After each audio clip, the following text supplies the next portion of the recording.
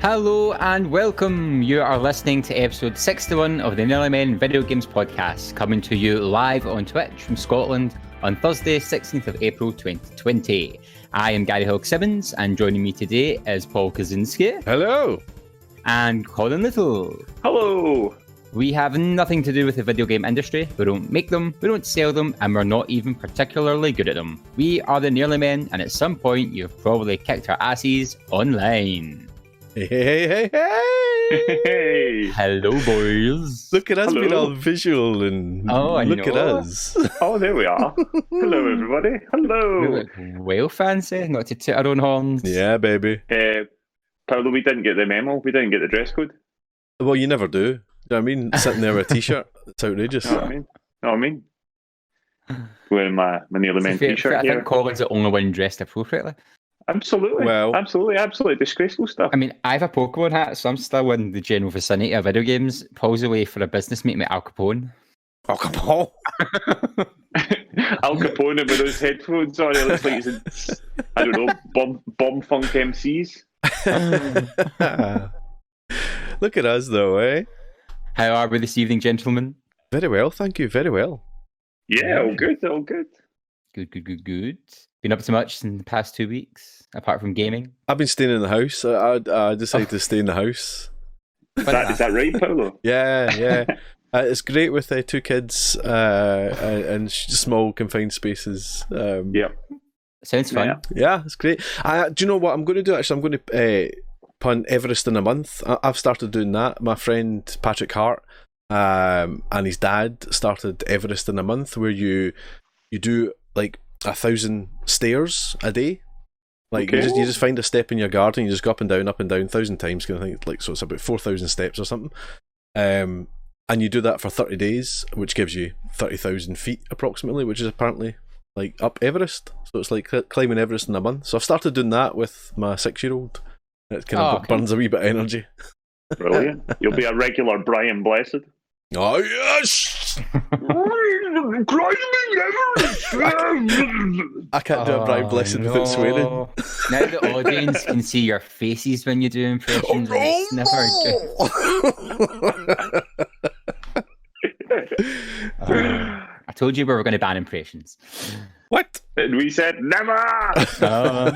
But yes, we're setting live stream on Twitch, and Twitch has been going well, wouldn't you say? Yes, indeed. Has been, yeah. We've all Yeah. been streaming, haven't we? We have on our Yes. own channels and on this channel. I did 2 Point Hospital on Monday. You did. Colin, what were you doing? I've been streaming the Arkham games. I'm keeping an eye on the chat here. It's all going mental. We're getting lots of hellos there. That's very nice. As we check out. Yes, hello, John O'Rocks. Hello, brother Jacob. Hello, Admiral Lexington, who says, "Ooh, fancy." And Ooh. hello, Gavin Alaff. Alrighty, guys. Nice to see you all. Thanks for joining us. Welcome. Yeah, we've been doing a lot of streaming, haven't we? Paolo was doing 2 Point Hospital. Gary you've been doing Resident Evil. You've been doing Final Fantasy VII. I've been doing a lot of the Arkham games. I completed Arkham Asylum. Started Arkham City the other day on the Nearly Men channel. And I've been playing some L.A. Noire as well. So yeah, all sorts of stuff. And in big news on Twitch, the Nearly Men channel got its affiliation. Yay! And we have a special surprise or title for those who decide to subscribe to us, don't we, boys? Indeed, yeah. Something very We do. special. So if you have an Amazon Prime account or just lots of money and you want to support the Nearly Men, you can subscribe to us, which kind of helps support the podcast. And if you do so, you become one of the podcast producers. Ooh. Fancy. And just now we have 3 podcast producers. Ooh.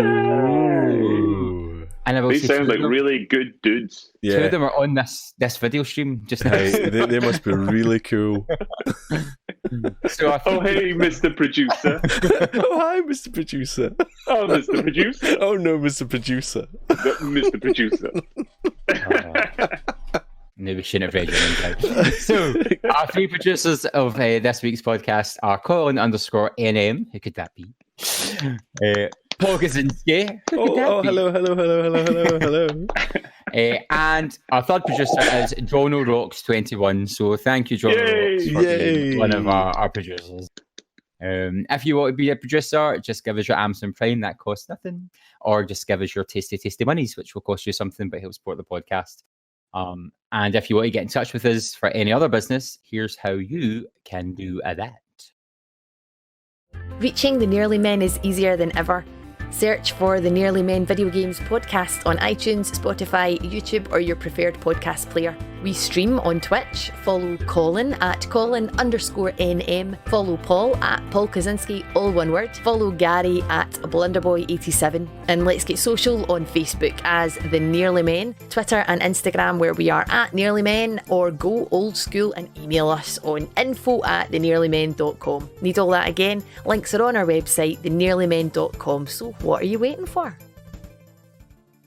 So please do get in touch. We love it when you get in touch. The more you get in touch, it gives us more to bounce off of and more stuff to chat about, and it takes attention away from my two co-hosts and impressions, which is always good for everyone's life. Why the drive-by? Absolutely wild. Absolutely wild. I am looking out for the general public. Gary puts his super cool Pokemon hat on, and some sort of gangster just dishing out street justice. Listen, you can't put chitter chatter in the script and not expect us to chitter or chat. But there is no impressions. I think you will find that is not one of the annotations.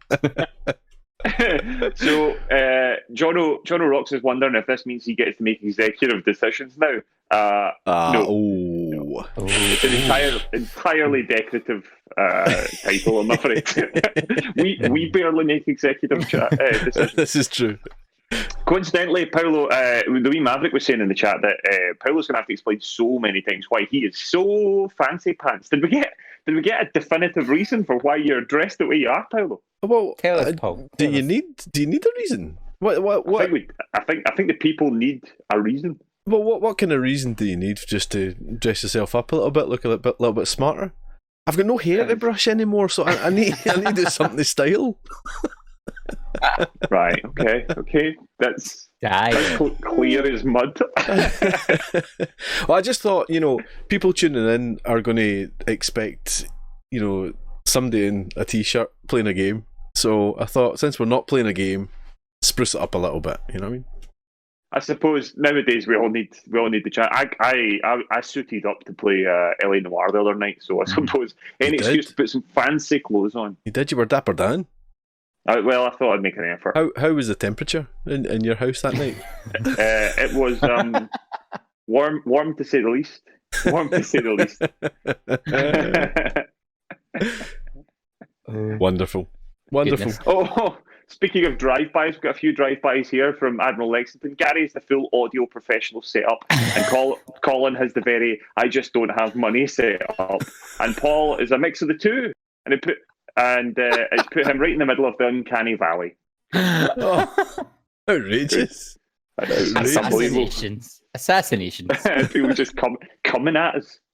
Folks, we love it when you get in touch. Yeah, we love it. And we have feelings too. Yeah, no, we don't. We're just public faces. Lots of people did get in touch for our BAFTAs competition. Ooh. They did. Did anyone watch the BAFTAs? No. Nope. Something was happening on while we were streaming. podcasting. We were streaming. It was the. Oh, was it the actual podcast? It was the actual podcast, wasn't it? It was episode 60. That's right. So. Well, the results are in. And we'll do it in from last place to first. I don't think we need to do that. Now, yeah. I should state that there were other entries that are not on this list. I just put the other two in just because they host a podcast. So we have allegedly they produce a podcast. We have our top three, but unplaced was Colin Little with two correct votes. Absolutely unbelievable. Two out of how many was it again, Paolo? A bajillion? 18, I think it was. 2 out of 18. Swinging a miss. Awesome. And Paul Kaczynski unplaced with 3. Still beat Colin. This is the man who was actually counting the votes. He had every possibility of greasing the wheels, and yet he only got 3. Yeah, that is legitimate. And to be fair, the rest don't get that better. No. That's So, true. in joint third place was myself and Jay Rainey with 4 points, 4 correct guesses. So we just beat Paul. Yeah. Onto the leaderboard. How do you feel about that, Paul? How do you feel about that? Just by a Do you know, smidge. being beaten by you, Gary, is absolutely fine. Oh, It wouldn't. I mean, can I use that in a business quote? Depends what business. ooh, yeah. This is taking a dark turn. Yep. And in second place was Peter Riley with 6 correct guesses. Oh, Hey. Well done. And in first place with 9, so 50%, if you're saying there was 18, so 50% correct guesses, was Rohan Gunatalaki. I don't know how to say his second name because Very I still have good. next door to him. I didn't put his So next 9 name in because he correct only guesses. put Rohan on the sheet, so I didn't know if he wanted to be known. Oh, well, he's But now known he's outed. Yep, he No gets one- no say. Known for finishing top of the tree by getting exactly half of all the questions right. 50%'s a pass. It is. 45%'s a D. See, there you go. 50% is a pass. There's a difference generally. There should usually be a difference between a pass and a win, but it just goes to show that the Nearly Men are the definitive podcast for people who know nothing about video games. Exactly. We're right on I mean, brand. we could not have been more on brand if we tried. Yeah. But hopefully everyone who won a BAFTA that night was very happy. Those who lost won't be as happy. Was there? I mean, Paul, you saw the results. Was there anything that was dreadfully what, or was it all kind of expected? I'm trying to remember now. I think it was. I think Outer Wilds won quite a lot, which Oh. I think they thought would happen, but hasn't been winning anywhere else really. It's always been Right. kind of getting knocked out by Sekiro and Untitled Goose Game beat it at the whatever it was, the Dice Awards or whatever it was. All right. So I think that was kind of finally we won something proper. Oh. I think Disco Elysium won about 3 awards or something. So that's pretty good. That's But a yeah, I good mean, game. there was nothing ludicrously jumping out at me anyway. I'm surprised Death Stranding didn't win more, but I'm surprised Death Stranding hasn't won more overall. Well, Yeah. I would think that Death Stranding's been a total failure in Sony's eyes, and that's why there's like nothing about it, and no one Really? speaking about it, and yeah, I've heard that's why it came out, and it was like, oh, and if you think about it, it's just been dead. There's been nothing about it, so Oh. It does feel a bit like what happened with Days Gone as well. It seems to have been kind of forgotten about very quickly. Yeah. I've just noticed that I'm looking quite dead in that camera. I'm just going to tweak that while you're talking about the next thing. Yep, sharp suit. You kind of look like you're dressed for your own funeral. Yeah. It's like the Addams family up in that box. Just a wee bit grey looking. Everyone's sitting there going, it's nice they put his headphones in him for the coffin. Isn't it? Nice. There we go. It's a bit nicer. Oh, there we go. I think I did it in the main picture, but no, not in these wee ones. So I couldn't let that lie. Sorry. If you're listening to the podcast now, this is will make uninteresting no sense. for you.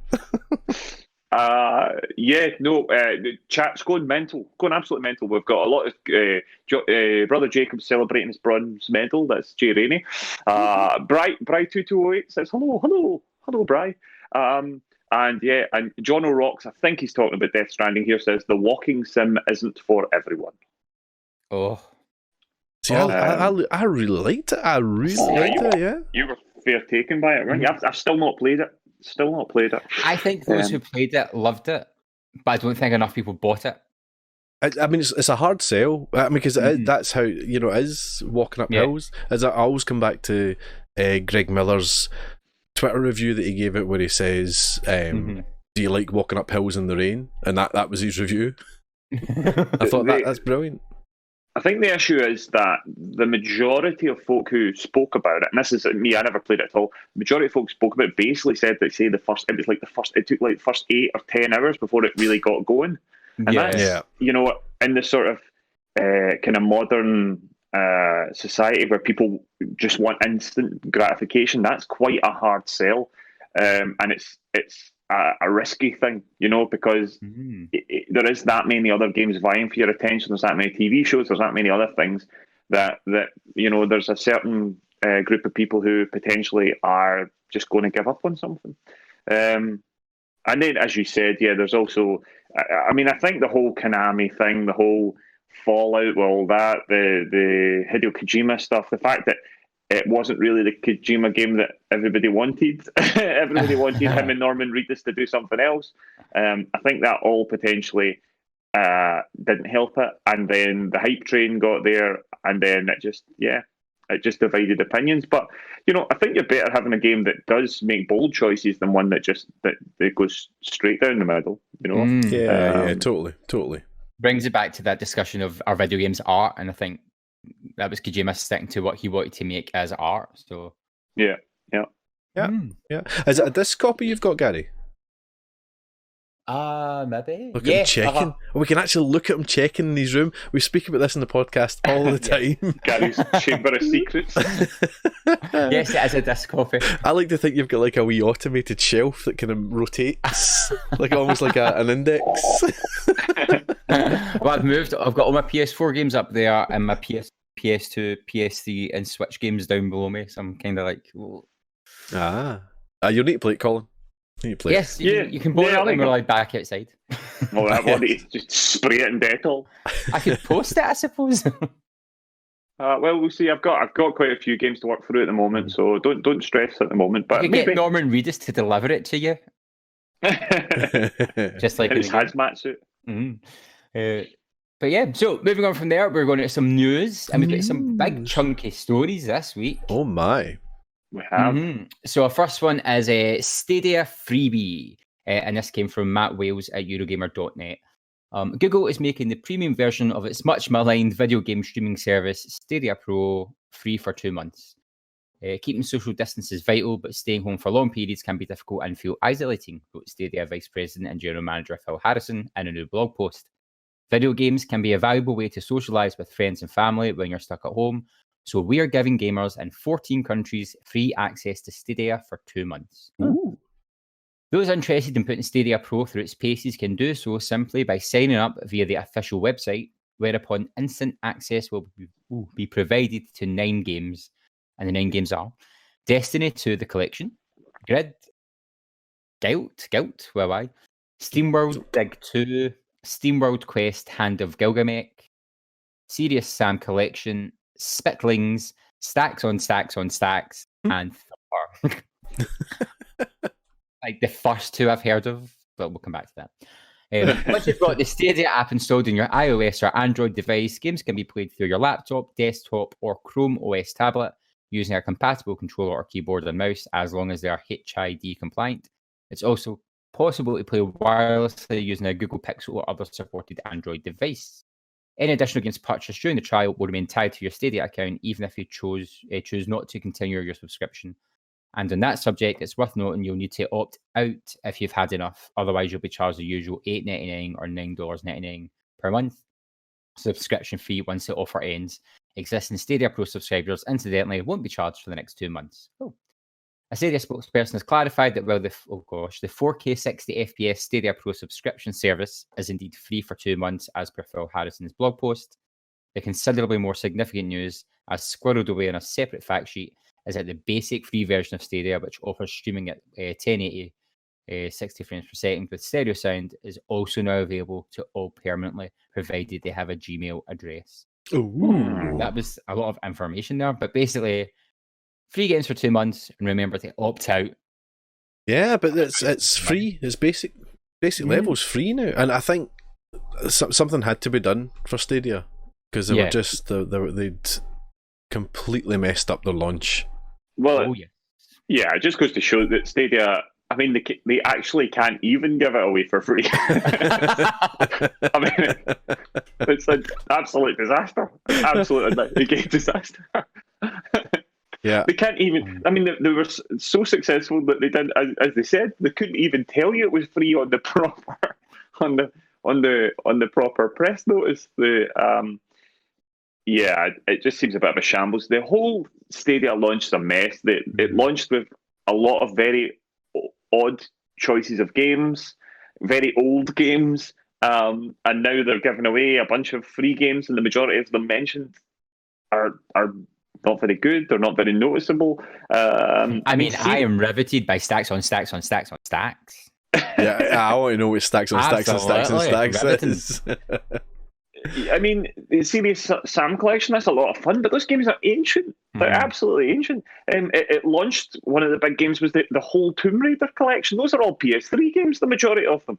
I mean, yeah, it's just a strange one. And now they're literally having to give it away for free. It's a shambles. I mean, luckily enough, Google have all this money, because what a mess it is. Yeah, you know? I mean, we discussed before, about it all. If they'd said it was going to be a beta and you can, all have it for nothing, try it out, blah blah blah, blah, exactly like xCloud's doing at the moment. And I've played xCloud. It doesn't work really well in my house, I think, because my router likes to favour whatever it is, 2.4 gigahertz rather than the 5 gigahertz for my phone.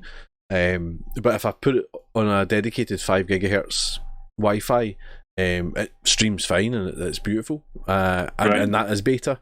And when they launch, I presume they're going to launch either just after or alongside the Project X, whatever it's called. What's it called now? Xbox Series X. Series X, that's it. I couldn't remember that. I thought so. If they launch with that alongside that, and it all comes back to you don't need an Xbox to play Xbox games and all that now as well. And I mean, I've no idea how much it's going to cost to do, but just the sheer easiness at which it happened, or how it works is just it's just streets ahead of what happened to Stadia. So I think when xCloud comes out officially, it's just going to knock them out the park, really. Well, I mean, the problem is Google. They're not even in the park. Aye. They're so far out the park, and the park is a dot to them. They couldn't knock it out the park. They couldn't. They're not even in the park to begin with. It's always the case that anybody who comes to try and break into the console market, and I know they were streaming and all that, but essentially it was this: they were trying to compete with the big boys. Yeah. And we've seen so many companies over the years who have tried and failed miserably. And sure enough, I mean, I guess some folk thought, Google have all the money in the world. Google are going to be the one that might be able to do it, but they've also. And listen, maybe Stadia will be another thing that they'll do, but I think I don't see it. I think after this, it's whether they're in it for the long haul or whether they're just going to go, well, that didn't work, like they do with a lot of things. Yeah. I mean, Google Glass. Do we remember that? I was going to say Google Glass. That's what everyone needs. Some strange-looking glasses to. Yeah, no, it was a strange choice. And I'm all for streaming games. I think it is the way forward. But they were just mental the way they were talking about it, about how they were talking about like negative input lag and all that, so that the game would try and guess what you were going to do before you did it. What? And all this kind of stuff. It was just. It's just bonkers. I mean, I know Jason Park. I remember him. He friend of the podcast. He was talking about it. I think when it first launched, and he was having major problems with it. And I see Bry 228 has said in the chat that he'd been using Stadia for the past couple of days, and when speed drops below 20 megabits per second, it's hard to play. And that's the problem. People's internet will jump up and down, and I know that everyone's bandwidth's taking an absolute tanking at the moment. All the big companies have kind of limited things to slowed everything down, but it just doesn't seem to be working. But that's a good point as well. Why the world's not quite ready for streaming games that way, because we're in the middle of a pandemic. Everyone's on the internet and they're having to restrict how much you can do. So streaming games is going to get hammered, and it's just kind of like, oh well, there goes that idea for X amount of months. It's really ill thought out sometimes. And Jason Park is the only person I know with a Stadia, and I know lots of gamers. Yeah. Well, that's the thing. I know next to nobody that's got it. It just one person. Nuts. The problem with it, as we said, is you've got to go big or kind of go home in this sort of thing. You have to hit the ground running. And if you have a disastrous launch like it did, it's a really difficult. It's really difficult to make up the ground again, and I think it's. I mean, I think the ship's already well sailed on Google Stadia. I mean, as I said, the fact that they're giving it away for free, and yet I'm still going, nah. Yeah. Doesn't bode well, you know. Moving on to news about a company that does bode well. And we're moving on to the PlayStation 5 controller DualSense revealed. Ooh, shiny. This comes courtesy of Ian Walker from Kotaku.co.uk. And he wrote, "Well, we've yet to get a glimpse of the PlayStation 5 itself. Sony has seen fit to tease us today with a first look at its controller." In a new post on the PlayStation blog, Sony Interactive Entertainment Senior Vice President, I should have read this first, Hideaki unveiled the DualSense wireless controller, the company's follow-up to the DualShock 4. The DualSense iterates on its predecessors by introducing a new haptic feedback system, adaptive triggers for the L2 and R2 buttons, a built-in microphone array, and a new Create button in place of the Share button from the DualShock 4. Details on what exactly this Create feature actually entails is still to come. In all, we went through several concepts and hundreds of mock-ups over the last few years before we settled on this final design.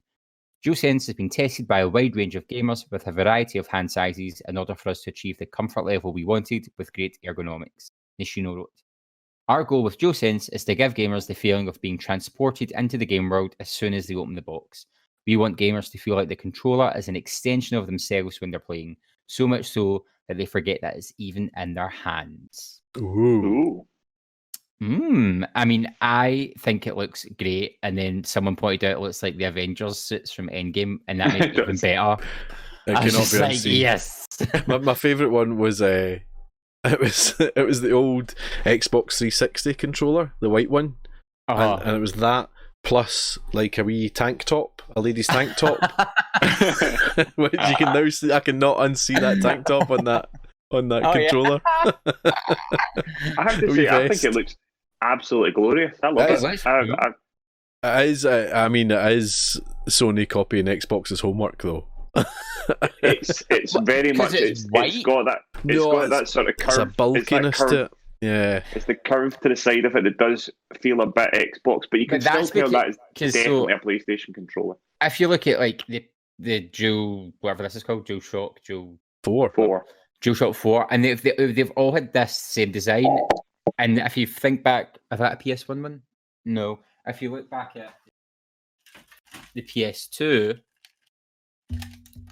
what on earth is going on here, Gary? it's even more. I mean, they're more bulbous, so they've been sort of streamlining them up as they've gone on. Because a lot of people were complaining that the shape doesn't suit people's hands very well, and I know a lot of gamers said that's why they chose Xbox, because they like the shape of the control pad and the position of the thumbsticks. So the fact they've gone broader makes me kind of go, oh, well, yeah, because I probably won't get as much hand cramp now.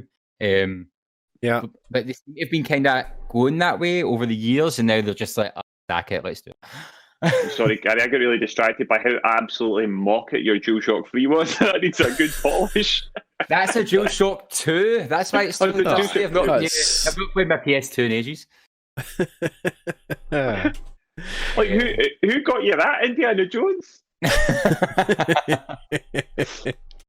I mean, I like it, but I do like the Xbox controller. I think still my favorite my favorite controller is the Xbox 360. I think that's still my favorite one, but the Xbox One is nice as well. But I also like the DualShock 4. So putting them together, I think might be a happy marriage. They're not getting a lot of love. Might be the case that I forget it's in my hands. Oh, that old chestnut. Using Nishino's words, Paul, right that did not hold up in court and will not hold up here. Damn it! Okay. It's not getting an awful lot of love in the chat, I must say. Admiral Lexington thinks it looks uncomfortable. Bell 4717 says that she agrees with Paul it's an Xbox ripoff. Brother Jacob says he thinks it looks cheap and unappealing. So oh my. That's yep. See, I think it just looks the exact same but fat. No, it's not got your wee bulbous bits, your wee circles. Do you know what I it's not got But that. we can know they're there. You just can't really see them because they're white. I did. I did like the. I saw somebody on Twitter who had a picture of it and said your DualShock, and they put it through a kind of color grade or whatever, and you said your DualShock 5 or your DualSense 5 in 20 years, and it was that sort of like nicotine yellow color, you know, and it didn't look so appealing then, you know. Well, I think the white is what's turning a lot of people off. I think they'll probably have a black version as well because they've already got a wide range of colours. I think you're right. I think you're exactly right. I'd take it and I'd prefer it in the black standard to start with, and then branch out to different colours. Do you think this means that the PS5 is going to be white? I was just about to ask that. If they've got different models, maybe see we were talking about how the Xbox has usually their like different models in the different colours. Maybe see them doing that. My concerns. I mean, PlayStation. I think PlayStation should have. I think PlayStation should be a black box. I think Xboxes generally, they've always been the sort of white box. No, they've not. Well, The Xbox. You're right. The original one wasn't, but the 360, the big one was white. It was what they were well known for, and that does. And I think part of the reason why that looks. I get the shaped point, but part of the reason why I think that looks more like an Xbox controller is because of the white.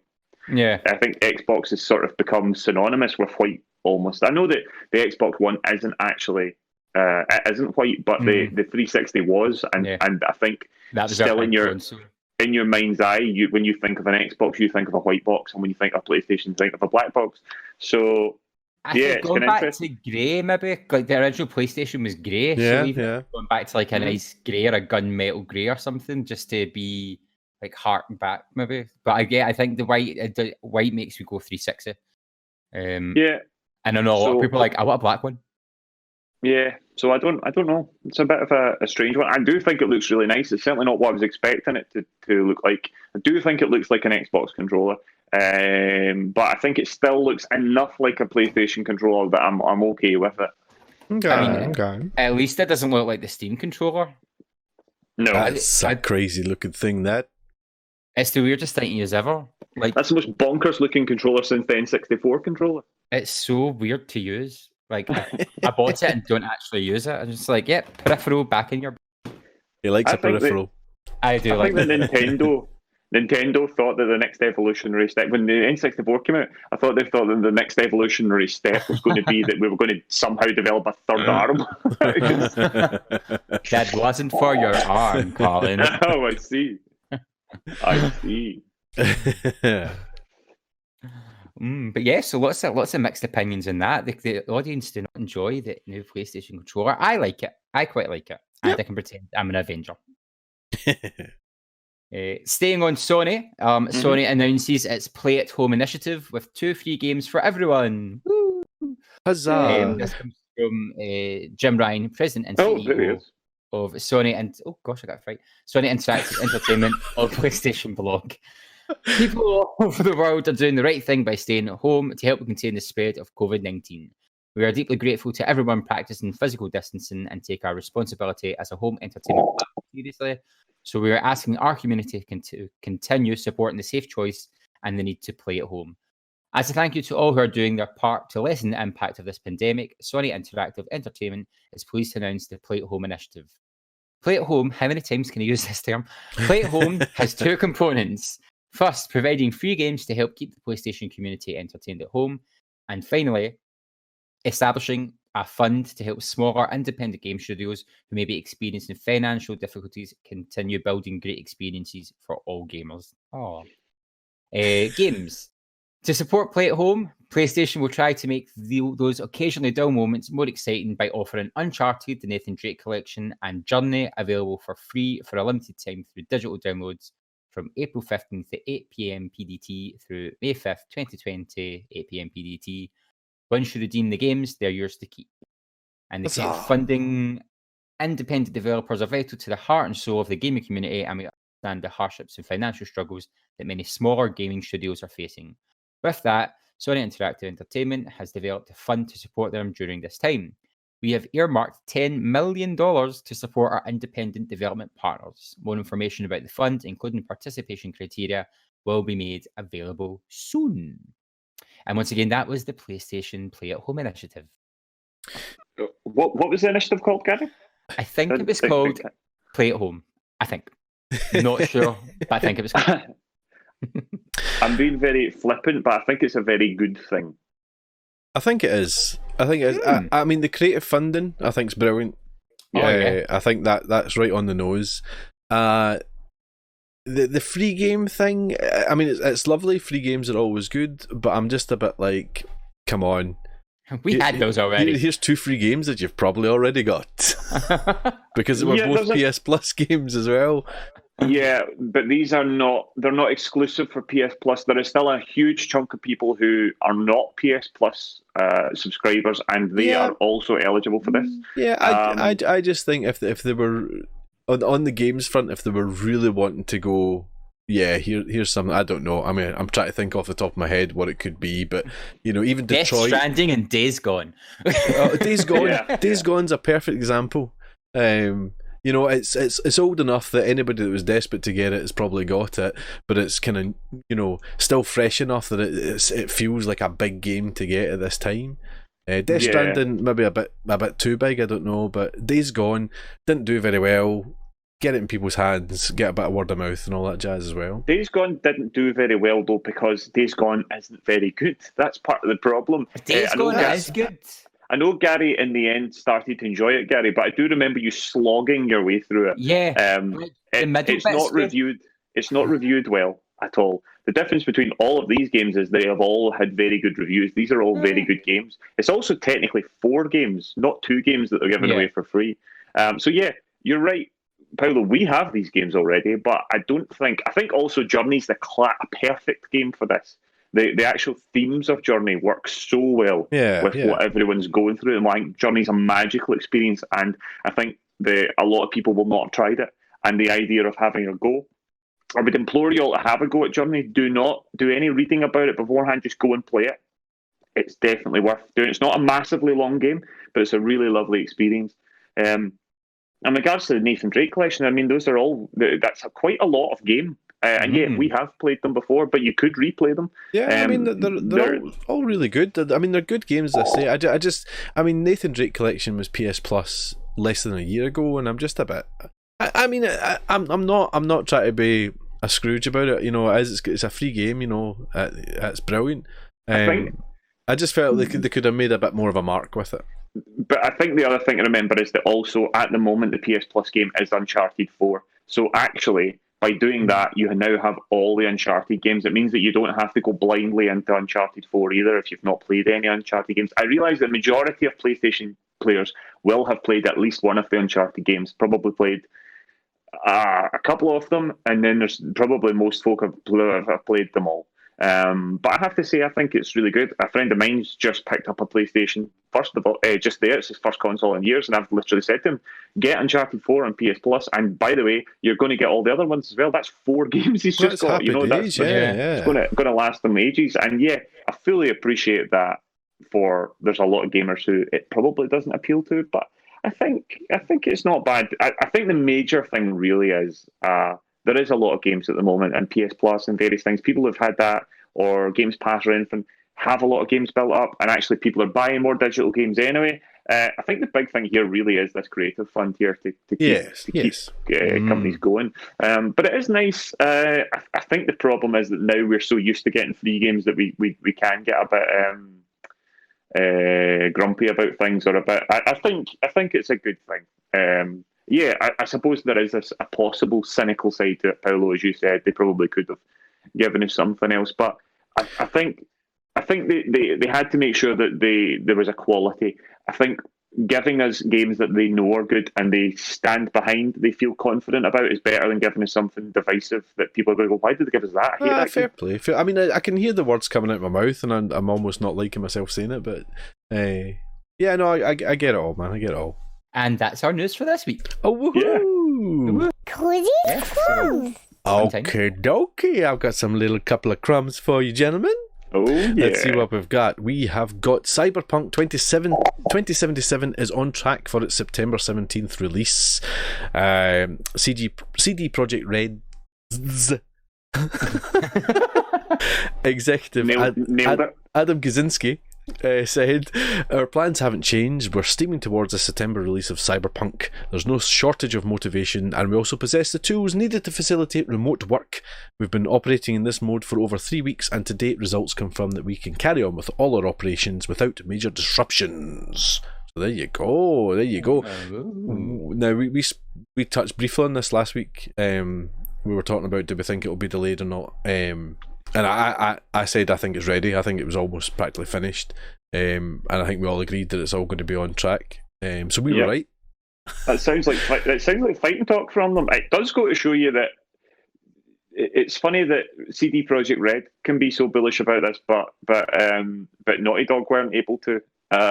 And Naughty Dog game was supposed to be coming out in February, and this was supposed to be coming out in March or April time. So, something's not quite right. I think Naughty Dog are further behind than they're letting on at the moment, Danger. I'm very excited about this, though, about Cyberpunk. That sounds great. One of the big things about it is that it's already been certificated by a lot of boards. So it's already got age ratings on it, so it must be pretty finished if it's starting to get rated. Another one for you is Disco Elysium, 3-time BAFTA winner, is going to be appearing on the Switch as well. What I didn't know is it's going to be out in the PS4 and Xbox as well. But this week it was announced that it will be appearing on the Switch soon. Is that Naughty Dog soon, or? So if you're a big fan of RPGs, Disco Elysium is coming to the Switch. Gary, you're playing Disco Elysium. Have you played it much though? I put maybe like 2-3 hours in. It's hard on your brain. At one point I asked if I was a communist, and I was like, I don't know, am I a communist? And I had to sit and Google communists, and I was like, maybe this character is a communist. But it's very clever the way it works. Who made this game? Senator Joe McCarthy? I'm still in the very starting area, and you just kind of walk around, try to solve puzzles and do skill checks, and you get these weird, I can't remember what they're called now, I think they're called memory fragments or shards or something, and you equip them in your brain, and the more you do stuff, they level up, and then you get perks from them. But I don't know how to equip new ones, so I'm kind of broke. But it was good. It's very talky. It's like good old school point and click gaming. Okay, yeah. And after 2.5-3 hours, I was like, oh, my brain. So I'm gonna have to take a step back for you and go just mash X to kill things. But no, it's good. It's enjoyable. If you like kind of detective dramas, if you like solving mysteries, if you like old school games like Broken Sword and stuff, it's definitely one to look into. And it's very dark humor. The humor's good. The humor's quite witty and quite dark and quite cynical, which is fun. Excellent.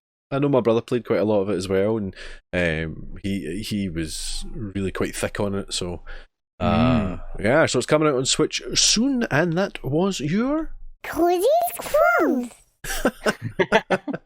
Everything's a bit slow tonight. Everything's a bit slow. I was just sitting there in absolute silence. John Rocks, no, he's no relation to me. I presume you're talking about Adam Kaczynski, spelt completely differently. I did see that and was like, Paul spelled his name wrong. I was like, oh wait, no. That could well be Kaczynski. I could be saying that wrong. It could be Kaczynski. And maybe Kaczynski, yeah. Which my name is apparently as well. I use the American spelling. I use Kaczynski. But in Poland, you would call it Kaczynski. Because the Z is a J sound. There you go. Educational. Moving on to freebies. Oh my. I don't think you've changed much since last time. But we'll go through them because, Xbox like to keep us on our toes. Oh yes. Is this me that's doing this? I'll take it. You just spoke. I can't remember. I'm pressing too many buttons, man. Don't worry. So your games are gold. For the month of April, you have Project Cars 2, which is a driving game on Xbox One. And then this is where we get funky. The 16th of April to the 30th of April, you have Toy Box Turbos, which is a racing game, which is on Xbox One and 360. And then from the 16th of April to the 15th of May, you have Knights of Paper Bundle, which is an RPG for Xbox One. Not going to lie, I've never heard of any of those games. Yeah, I know Project Cars 2. They should be on Google Stadia. Should we on Google Stadia with a piss poor roster like that? No, they have stacks and stacks and stacks. I know. I know we kind of mess with this every time we speak about it, but why is it in the middle of the month? Why don't they just do April? I don't know. I think they're trying to be clever, but it's just irritating. I can even understand the ones that are like, oh well, this is from the 5th to the first to the 15th, and then the 16th to the 30th, so it's like half a month. But the one that's like from the 16th of April to the 15th of May, why? I think it's just Xbox being Xbox. They're like, I don't know. It's just like, they're like, calendars don't matter, dude. And you know, I think everyone just goes, oh, there's Xbox being Xbox again. Yeah. But yeah, bizarre. Moving on to PlayStation Plus. PlayStation keeping it simple. For April, you have 2 games. You have Uncharted 4: A Thief's End, which is of course an action-adventure game. And you have Dirt Rally 2.0, which is a driving game. So yeah, if you like action-adventure or driving, or both, you have some games there for you. Tasty. Both of those games have the theme of driving a Jeep in very dirty, dusty roads. Yeah. There you go, yeah. So there you go. There's a theme. A theme. That's all men put. That's all men put a half. Really. That's all you need, Colin. That's all you need, mate. That's why you're hired. That's that. You lost my train of thought because I'm stuck in dusty Jeeps and I don't know why. Okay. Getting a bit weird. Where was that going? No, it was in my head. I was just I think because I was going to the Untold Legacy, or whatever it's called. They also drive a Jeep through dirty, dusty bits, and I was just like, that seems to be a recurring theme in Uncharted. To just getting that Jeep in, just get it in the dirt. Well, it was the new thing. It was the new thing in Uncharted 4. So it was the asset that they wanted to reuse. Oh yeah. I quite like that. I like the Jeep. I have to say, I like the Jeep. Oh, did you? Oh, yeah. Oh. It's better than Batman's tank. I was just about to ask. I thought it was a comparison there. I see. I like the Bat tank, but moving on. No one's played those games this past 2 weeks. No. But we have been playing a plethora of games. We have been battering through them all. Yeah. And we're going to kind of chat about through them. Actually, hold on. No. Colin, you're right. You're right to stop that. A plethora. Because we gang up on you. We gang up on you a lot. So a plethora. A plethora of games. Yeah. So what would you say, Colin Little? Oh, you're going to say plethora. A plethora. A plethora. Oh, Gary, put it this way: if me and Paul both say the word the same way, it's a guarantee that you are wrong. This is true. How's Conan treating you? Plethora. Oh my days. And I'm not changing. I mean, people, do you actually see what I have to put up with here? Yeah, this is constant. Unbelievable. Sorry, Gary, you were saying? I don't remember. No. So we've been playing lots of games, and we're going to start with one that all 3 of us have played, some more than others. Mm-hmm. Don't you look at me. And that is Resident Evil 3. Ooh. So we've got to Colin first. Yes. I have to say, I loved it. I really did. I thought it was great. I spoke about it last time. It's a bit of a sort of genre change, I think. It's certainly, I used the sort of analogy of it being Aliens to Alien, in that sort of way. If Resident Evil 2, the remake, was more horror orientated, then this one's definitely more action. But I just thought it was a lot of fun. It's absolutely mental. I think it starts really strong. I'm not sure it finishes as strong, but it has some really great moments in it. And and just that engine is absolutely excellent. See it never stops getting satisfying shooting zombies and the kind of the gunfire mechanics, the way that the bullets just sort of like fire. They have a real sort of, this is very graphic, but it really feels like you are shooting them into flesh. It feels realistic, and just the way the zombies move, and what I think's been really interesting is the fact that both of these games, both Resident Evil 2 and Resident Evil 3, have made the zombies scary again. You know, they overwhelm you. It can get out of hand really easy, and for me, I'm a terrible shot, and for someone that plays a lot of shooters, I find the shooting quite hard to do, but in a good way, in a frightening way, where, a challenging way, yeah. It's not easy, and it's a lot. It encourages you to run more than shoot, which I think's I really liked it. Really liked it. Paul, have you played any of it? I have played some of it. I'm trying to think of how to explain it without spoiling anything at all. Well, I could say I've kind of done the subway stuff.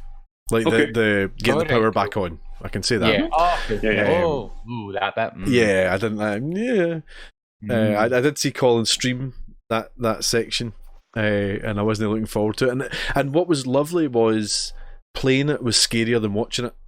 Yeah, I know that kind of is almost obvious, but I knew what I was going to be facing, and it still really irked me and spooked me. That is a really scary. That is a scary bit. Yeah. It was good though. It was really good. I'm enjoying it. I've not played much Resident Evil at all. I've certainly played the first one way back when, and then played the remaster of that. But I don't know if I've played any other Resident Evil. I've got a memory of maybe playing one in the Wii, but I might be wrong there. So I've got real no point of reference. I certainly didn't play Resident Evil 3 anyway, I know that. And but yeah, I have to agree with you with the engine. It's really smooth, and it runs really well. Yeah, and it is satisfying. You're bang on. I'm keen to play more of it, which I didn't think I would be. I thought I'll give it a go just to talk on the podcast. But it's finding the time to play it with two young kids kicking about. That's the thing. But it's yeah, I'm looking forward to playing more of it. I think it's going to be short. Taking your brave pills. I know. I think it's going to be shorter than I think it is. I expect it to be a big game, and I don't think it is going to be a big game. But it's because you probably want to run it about 50,000 times, Gary Hogg. It is short. It's not a particularly long game, but I don't think that's necessarily the criticism that it necessarily would be. It certainly doesn't outstay its welcome. Yeah. It looks like the acting's going to be quite good in it as well. I always enjoy half decent acting and things like this, and it looks like it is going to be quite good. Yeah, absolutely. I thought it was great. I did see some. Brian in the chat said, "How can you spoil a game that came out a couple of decades ago?" but as John O'Rocks has said, it does have a few story changes. It is a bit different, and it's not completely. I mean, Gary, you've said in your review that there's a few slight changes and differences and things like that, and you want to keep it fresh. Also, the game came out 20 years ago. Not everybody can remember a 20-year-old game, because I played it when the game came out on PS1, and I hadn't played it since. So it all felt pretty new to me, to be honest. I know Gary played it multiple times since then, but yeah, Gary. So we know your review. We've seen your review, obviously, and if you haven't, you can check that out. Had you you hadn't reviewed it by the last podcast, had you? The review came out. Was it Saturday, was it, or something? After the last podcast? He hadn't even played it. I had a wee shot of it beforehand. I was playing. That's right. I was playing it pre-release, don't you know? Well, that's right. You played it at midnight on the night of the podcast, didn't you? Gary played it. Yeah. Mm-hmm. So why don't you let the podcast listeners know your thoughts then, Gary? Yeah. So I'm a massive Resident Evil fan, as we probably do know, and I loved it. I loved it from the beginning to end. And in the review, I kind of talk about it as being a love song of the fans, and I still stand by that statement. People go out being short. It's a standard length of a first-run Resident Evil game. what people forget is back when the original games were out, I think like 40% of the game time was taken up by door loading screens. So that gave the games an artificial length, and like there's just because games get so big, when you get a small game, it's not really small. It's manageable. You can get through it. So the length doesn't really bother me. I've completed it 9 times. I've put 23 hours into it, so it's not a 5 to 6 hour game for me. It's a 23-hour game, and I'll probably still go back and play it. Looking at the community and the fans, I keep up to date with the speedrunning community a lot, and the gripes of them are interesting. Theirs are a lot more about the technical aspects and like the user interface, and you can see Resident Evil 2 is definitely slicker at times than Resident Evil 3 with their UI and their menuing and some of the controls. But that the speedrun community seems to prefer Resident Evil 3 as a speedrun game because it is fast paced, which makes sense. I think the leaderboards haven't gone online yet. They go online the 19th, but somebody's got it down to 49 minutes and 50 seconds. What the hell? That is never going to be your first run of the game. My first run was 8 hours, which minus cutscenes was like 5.5, 6 hours, which to me is still a good chunky game. Is it perfect? No, and I said that as well in the review. You're never going to please all. There's bits missing. There's monsters missing from the original that the developers said were going to be in this game, and there's a theory that the Reach for the Moon engine can't cope with flying enemies or like this. Like, well, actually, it must be able to deal with like arachnic enemies because the drain demos are like arachnid. But the people seem to think that the Reach for the Moon engine is struggling with certain hordes of enemies or certain types. But I think that could just be time restraints or Capcom just try to get out a game in a time frame they wanted. But I stand by that they've told a really strong story. The last third of the game is better than the original's last third of the game. You actually have a purpose. And the third one, it was like, oh, look, a factory. Oh, look, we accidentally escaped. Whereas in this one, they still have a reason for going on. And again, that's because Resident Evil 3 original fell under some time constraints back in the day, so they kind of rushed the last chunk of it. But no, I think if you're a Resident Evil fan, you'll get enjoyment out of it at least. People will have niggles, people will find things to moan about all the time, but I loved it. I'll still love it. I'll keep going back and play it. It's so much fun. And Project Resistance, which they bundled with it, that's a hoot. Yeah, that's good fun. Yeah. And we've been enjoying our time with that. And again, that's a lot of fun. So I'd definitely say pick it up if it's got your interest. Nice. Yeah, I would say so. The fact that Paul's playing it is interesting. I mean, I'm not completely averse to these things, but yeah, I know what you mean. It's maybe something I wouldn't stick with, but I do want to play it. I mean, it's not the scariest game ever. I mean, it's not it's not Outlast or something like that, or well, if you watch Soma that stream or of me, something it like kind of looks like it. I spent the whole time screaming.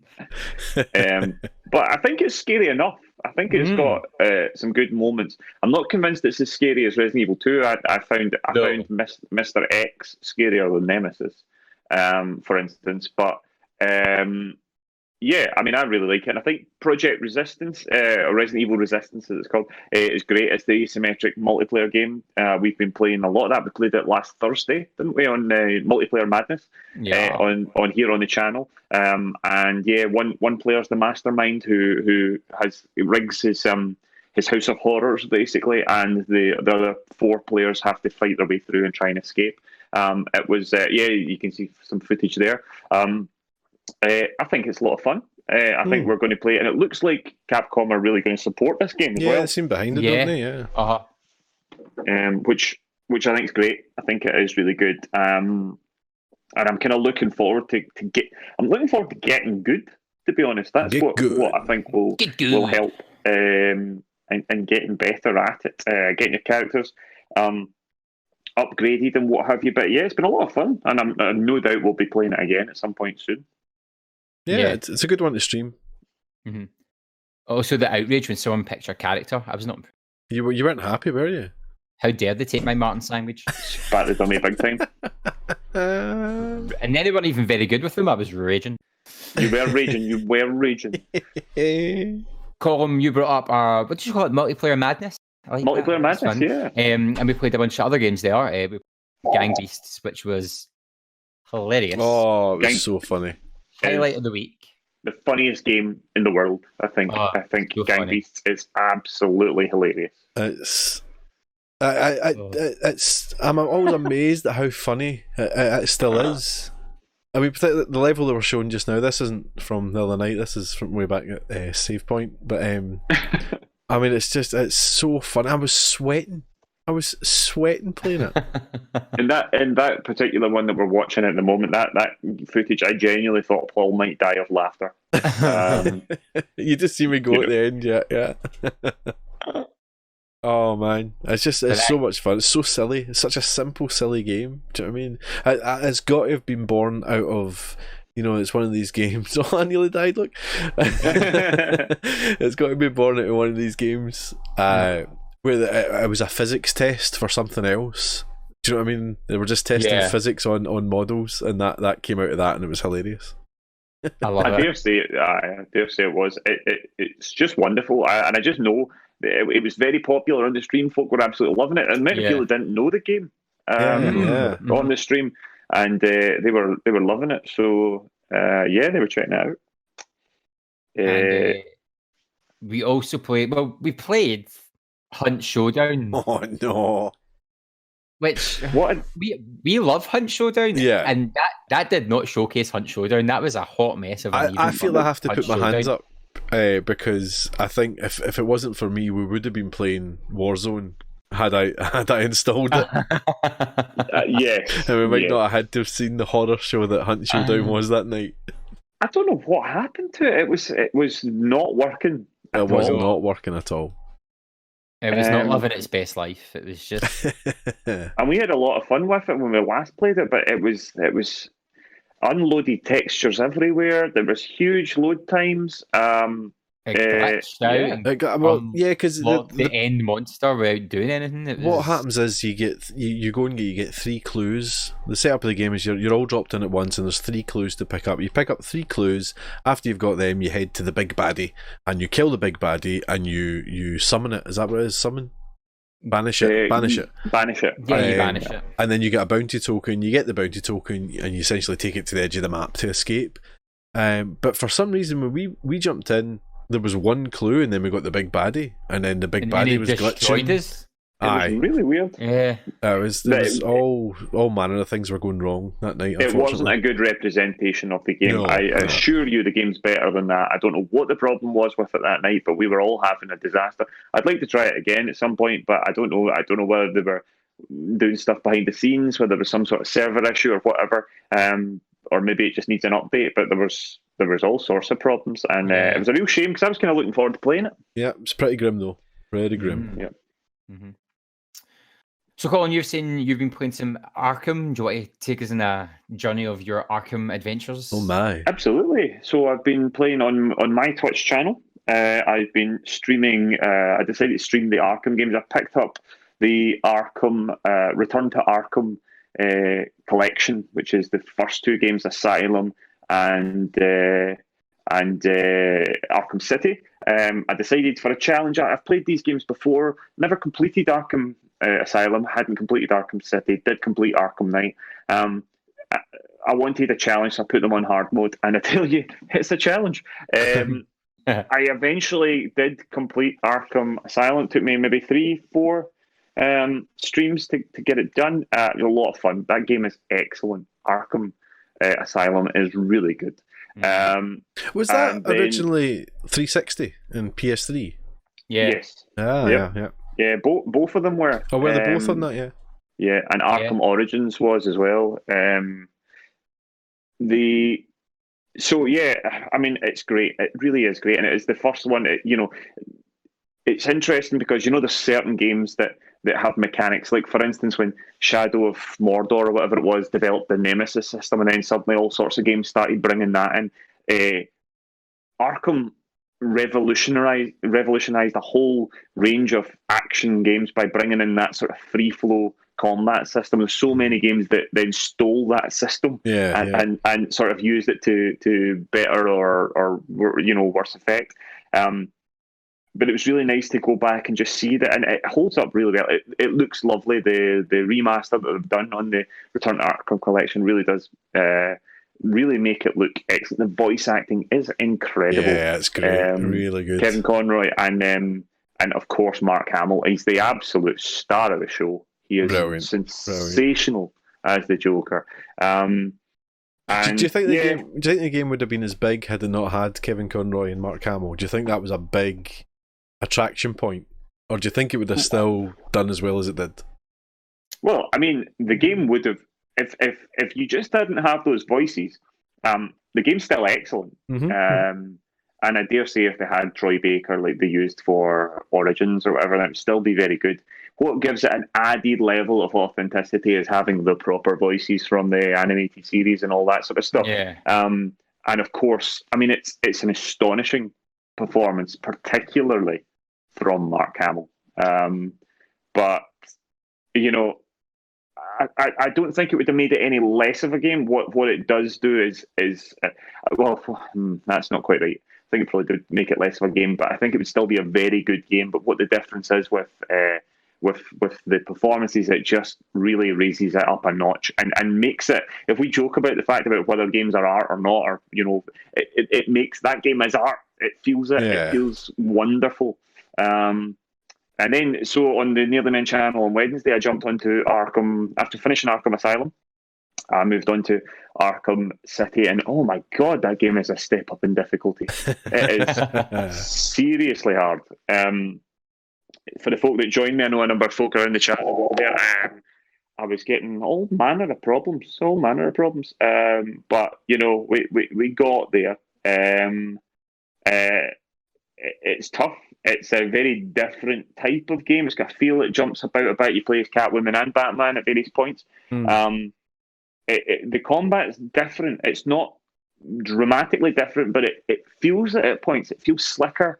It feels a bit more unforgiving, especially on hard mode. And do you know, I was sitting there going, I don't remember this game being as hard, but a lot of the folk in the chat were telling me, they're like, yeah, this game's hard. This was really hard when they played it. Gary himself was dropped by and he was telling me this bit was really hard when I played it. Yeah. And I don't know, you did play it on hard mode eventually, Gary, or you've done a hard mode playthrough, haven't you? I've done it in hard mode, yeah. I think it was on my 360. It is one hell of a challenge, but it's great. It's really good. So I'm going to play more of it, probably on my own channel. I might do some more on the Nearly Men as well. But yeah, been playing a lot of that. Really enjoying it. Splendid. And the other one I've been streaming a lot of is LA Noire. I feel underappreciated and under, you know, it's not, you know, when you compare the various open world Rockstar games, I think poor LA Noire doesn't always get the credit it deserves. I am loving it. I think I'm loving it even more the second time around. I am blown away by the voice, the mocap stuff, the acting, the voice stuff. And I don't know whether it's just that there's a wee bit more guts in the PS4, obviously, and it just copes with it a wee bit better, but I just think it works so much better than I remember it working on PS3. And I'm having a lot of fun with it. And as you can see, I was wearing my suit as well. I decided to suit up. Very dapper. I approve. Looking a wee bit washed out there. That might, if I may bring my lights down next time, so I'm not so. Maybe that's part of the reason why I was cooking so much. That's some nice driving going on there as well, Colin. Oh, my driving is abysmal in that game. Absolutely unbelievable. The amount of people I've run over. It's going to be better than a friend of the podcast, Ali, during GTA. Oh, wild. I mean, that's the worst driving I've seen in a video game yet. Yeah, so I'm having a great time with that. And I played a tiny little bit of Final Fantasy VII Remake. But I'm sure we'll get to that at some point.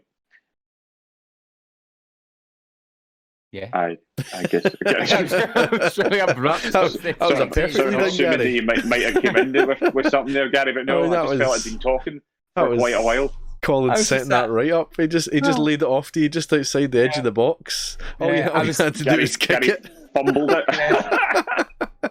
Well, I was like, well, Paul stuff played it, so I don't know where I'm going. That's all right. That was a segue. That was beautiful. But, So, Paul, You're what not have you even been in the playing? park. The park is a dog to you. I actually was watching your Alien Noir footage and I was like, it does look not bad. It was a great game. It was a good game. Yeah, I mean, tried it twice and was just like, yeah.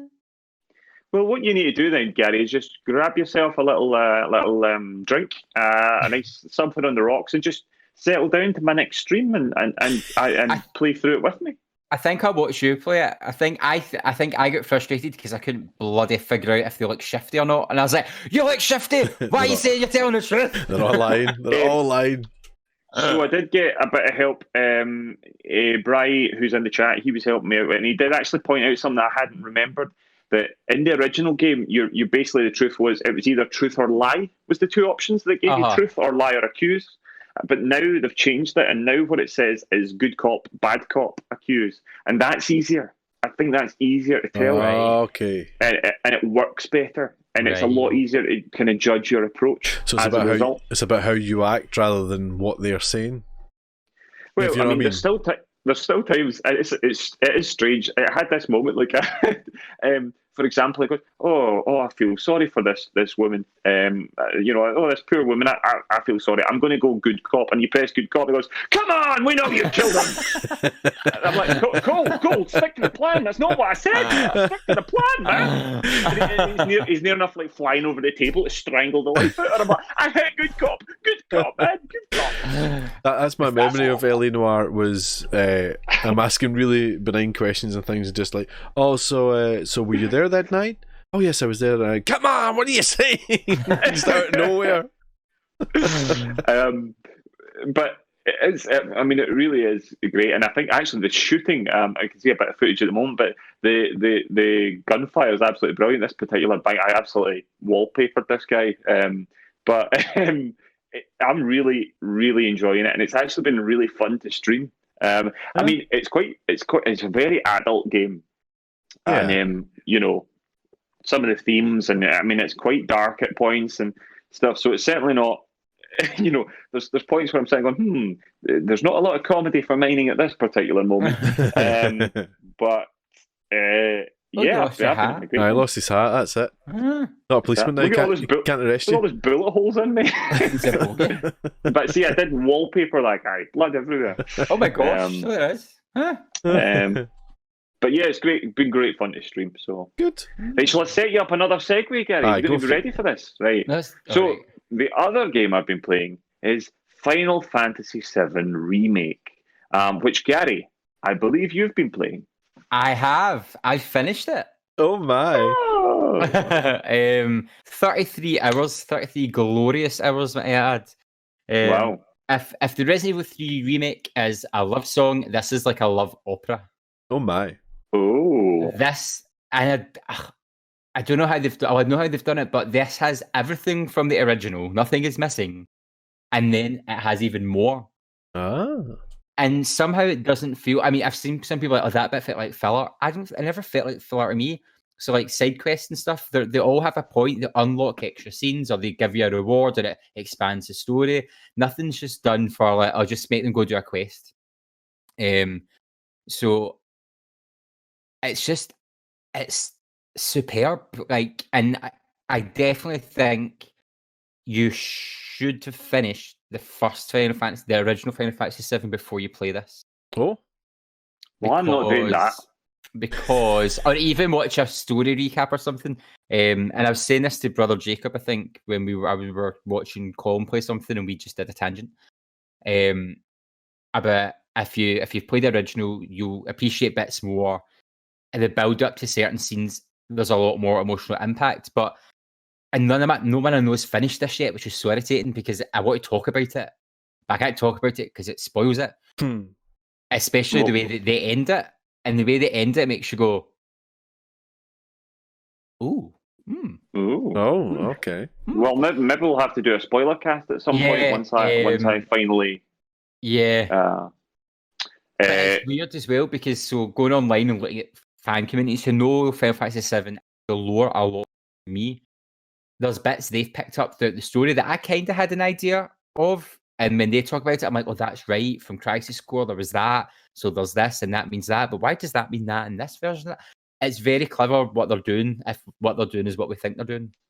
I mean, I have to say, it looks fabulous. I know that there's been a few folk who I've seen a few folk giving it. There's a bit of like kind of unloaded textures and various things like that. Yeah, but it's awful. Yeah, which is really strange. But for the majority of the game, it looks glorious, and then there's apparently these moments where it just looks horrific. So there's a bit. The slums sometimes have texture pop up, and that like, you can kind of overlook that because it's not in cut. There's a bit where you're under the plate on like scaffolding, you can see the slums below you. It looks like they've used the background image from the original game. Yeah, I did see somebody.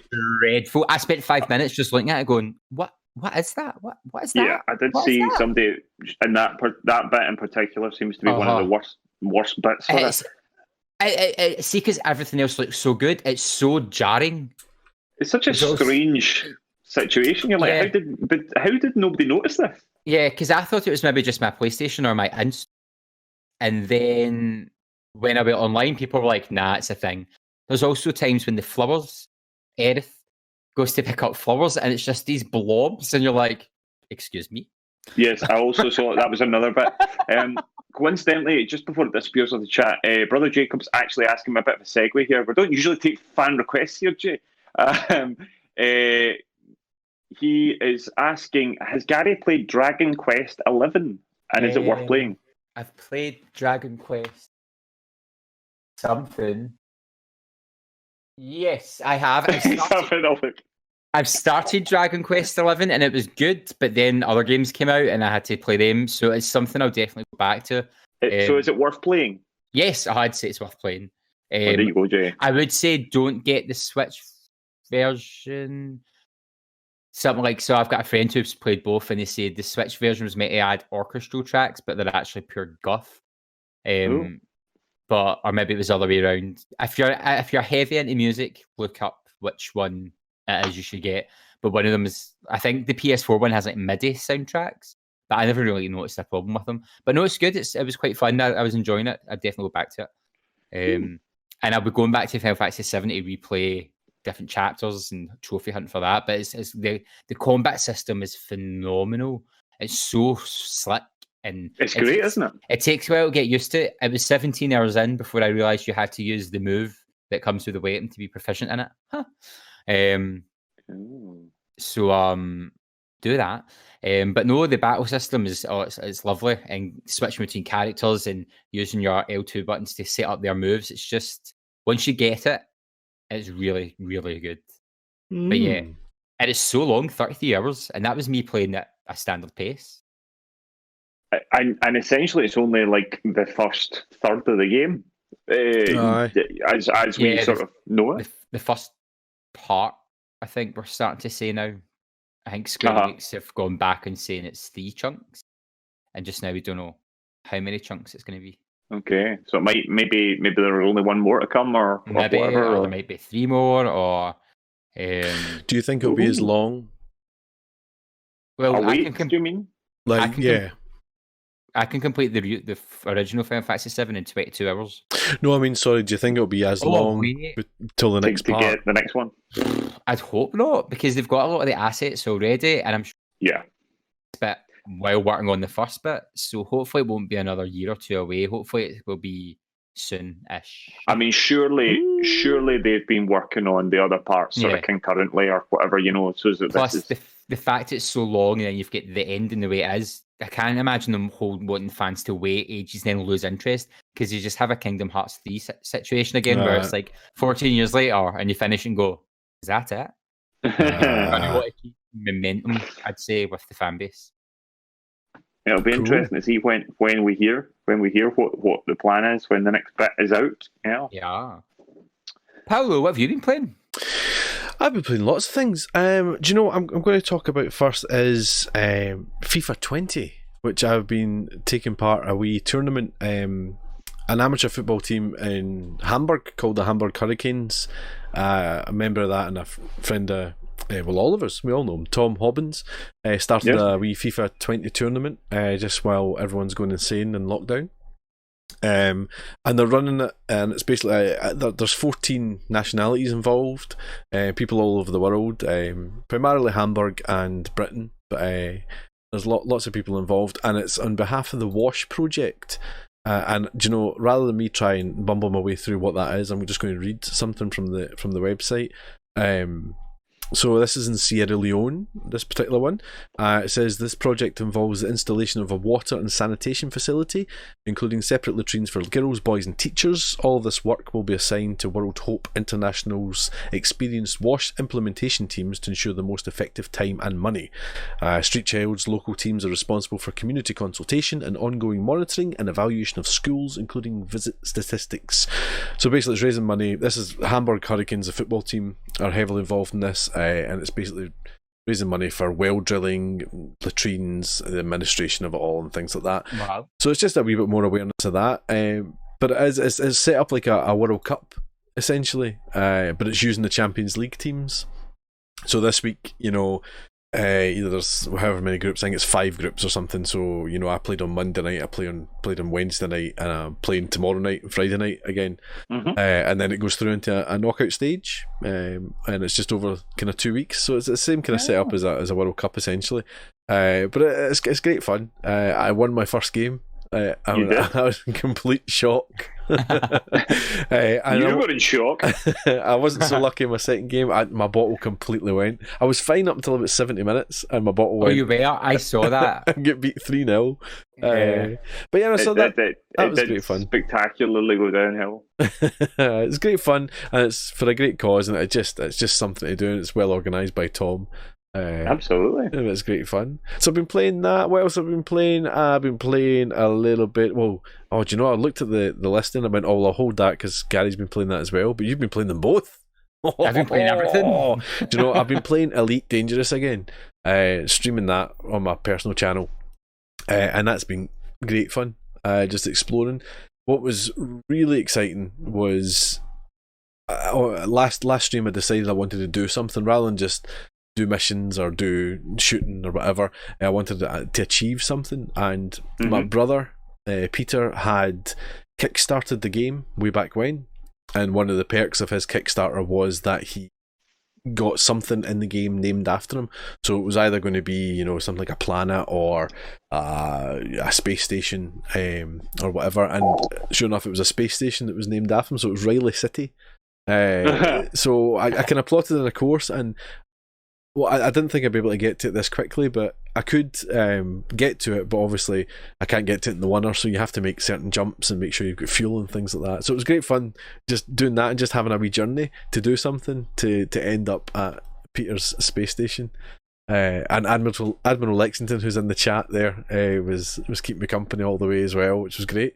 And at the end of the stream, me and him hooked up a bit, and he let me fly one of his fancy fighters and did a bit of shooting. Ooh. So it was great fun. It's great fun. But Blunderboy87 here, down below me, was watching the stream as well. Not me. He's down there. Him down there. He was watching the stream and informed us that at the moment, Elite, what is it, the Commander Edition? Is that what that's called or something? Yeah, Commander Edition, which comes with the season pass. Aye, so it's like Elite and Elite Horizons. Elite Horizons allows you to land on a planet, basically, and had land vehicles. Was, well, £10 all in. Yeah, tenner. Which is a bargain. It's a lot of game for £10. There's a lot of game, isn't it? Yeah. So you picked up as well. Did you manage to play it today? I did the tutorial. I am awful at flying. I don't like. I find that when I'm trying to make myself like go upside down, it won't go, and I'm like try to scroll the mouse. So definitely need to get a hot ass like you, Paul. Yeah, you need your hot ass, boy. What the hell's going on here? Back to my love of peripherals, Colin. You, as always, Colin, are the jam in this sandwich. I do not want to be in the middle of this sandwich. The hot ass, Colin. Your weird space trucker fan. A hot ass is a stick and a throttle. Oh yes, it is. Oh, I see. So played the defence. I don't know if I ever had that a bit easier because I found I kept going off centre like dead easily, and I was like wobbling around space. I was like, oh my god, It's just getting used to it. It's great and fun. then trying to fight things in the tutorial kept flying by me, and I couldn't turn around to find them. Then it kept like, you're leaving the combat zone, and then like move me back. I was like, I just want to shoot him. So I got there in the end, and I docked back at the station, and I named my ship, and I named my dude, and all that. So I've got my license, and I'm ready to explore space. Excellent. But no, it's fun. I need a bigger monitor, though. I've decided the monitor's too small for it. Space is big. Space is vast. Yeah. Space is vast, and this monitor is tiny. So I just need to get that. Unbelievable.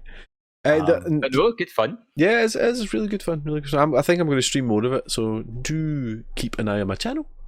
Another game I've been playing, as well as Mr. Hogg as well, is Animal Crossing. Still paying my debt to that son of a gun, Tom Nook. It's got its claws right in me, but you know, I think it's crack. I think it's Nintendo crack. Yep.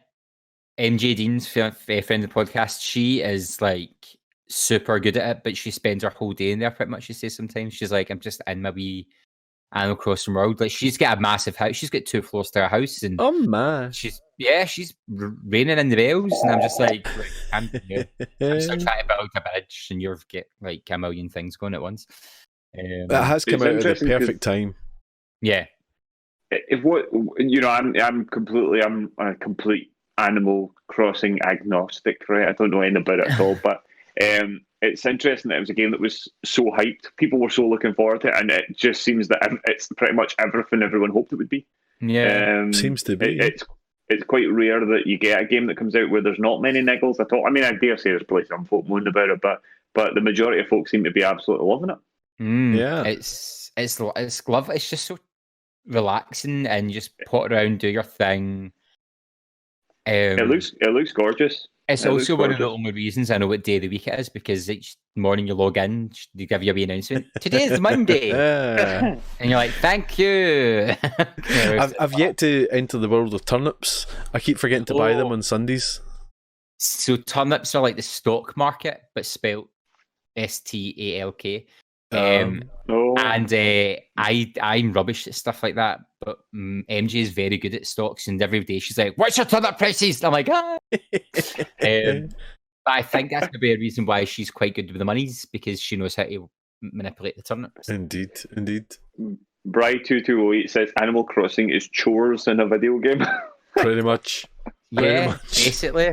But it's just like amazing. I want to water my flowers and dig up fossils and catch beasties. I think that's the thing. You can do whatever you want. You're not. I mean, look, you've got an aurora. An aurora, indeed. It's nice and as you say, it's calming, and you know, if you want to spend the day chopping wood, you can do that, or if you want to spend the day fixing your house, you can do that. It's nice. Perfect. You can do that without a creeper coming up and obliterating you. Yes, nothing is trying to blow up your island.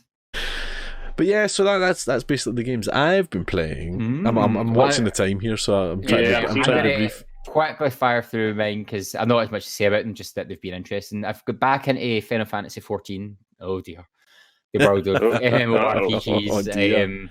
So I've sunk 4 hours in and loving it. It's great. I've tried WoW, just couldn't get into it. I think I like Final Fantasy 14 because it's got lore that I know, and it's got chocobos basically. I think I started by playing Final Fantasy 14, Animal Crossing, and now getting Elite. I mean, you've got time for anything, really. Yep. And I've just started Overwatch thanks to a Diet Punk friend of the podcast. He was taking me through it online, teaching me how to play it. And we were going to stream, but it wasn't too well during the week, and it looked awful. So we didn't. Oh no! But I will be streaming some Overwatch because hasn't held Paolo back. Look at him! Look at him! He's definitely great. We can't all be Beetlejuice. And the final game I've played is Disaster. Paolo looks like the portrait of Dorian Gray.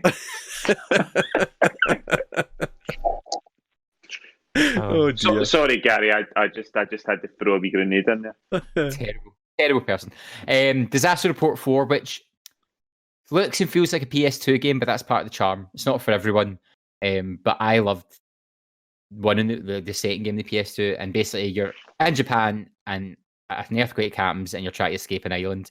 It's hammy as hell, and it's really, really weird at times. I played a little bit on a stream and then was like, I don't know what I'm doing, so I'm turning it off. But it's a very niche market, but I'm enjoying it.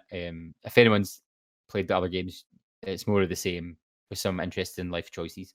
I did see somebody saying it's absolutely bonkers. It is like, so you're trying to escape like an earthquake, and then there's a tsunami, and then you get kidnapped in a subway tunnel and tied up, and guys are going to have their way with you. But then you manage to like escape them, and then there's like the mafia, and then there's like it's weird. That's a bad day. That is a bad day. It's just like a Japanese survival movie and game. You're just like, I don't know what's going to happen next. So that's part of the fun. Hey, we should dress for the occasion. Yes. Mm-hmm. We've had lots of people in touch. Spidey's kid is saying Happy Choco Holiday, playing a little COD Warzone, a dash of Apex, and a splish of Division 2. Beautiful. Questionable use of the word splish, but lots of online stuff there. Arcade Glasgow, who are amazing. Yay. Remember, go follow them on here on Twitter if you haven't. Support their Kickstarter. Yeah, their Kickstarter. We will be playing some family fun Yoshi's Crafty World later. That's got eggs in it, right? Yoshi's Crafty World is adorable. If you get a Switch, pick it up. It's a sweet game.